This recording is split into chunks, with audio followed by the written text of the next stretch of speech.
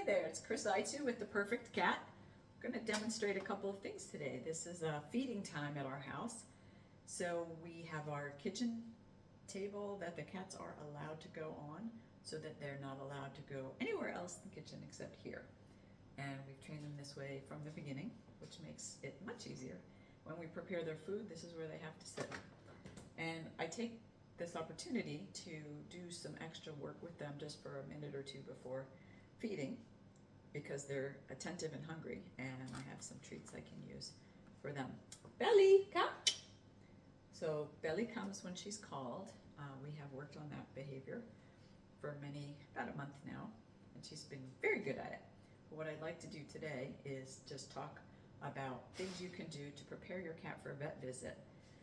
So when your cat goes to the vet, they're going to be handled, and this particular cat, Honeybell, didn't want me to touch her for a very long time. We worked on just getting her to let me touch her. She doesn't like me to touch her in the face, but we gradually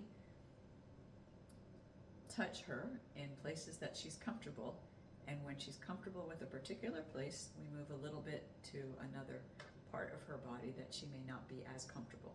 So you always want to start out asking permission for your cat to touch them. So she reaches for my finger, so I'm handing her my finger, and if they reach towards you, then they're saying, okay, I'm ready, you can touch me.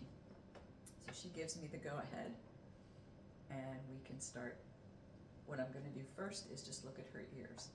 So I've been training her to touch, and then I've been training her to just gently, and I started doing this very, very slowly.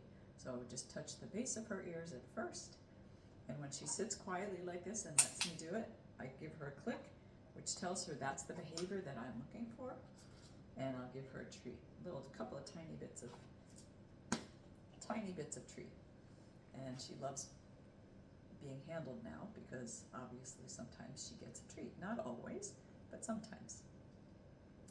In addition to the vet looking in their ears, she's still trying to eat, I'm sorry, sweetie.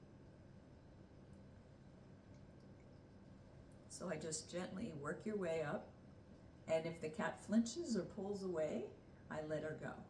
I just let her go, and we can do this another time. Good girl. That was really nice. The other really important thing that I work on here is in case I have to ever give her a medication, which I will, because she's going to get gabapentin before vet visits because she's very anxious and very stressed.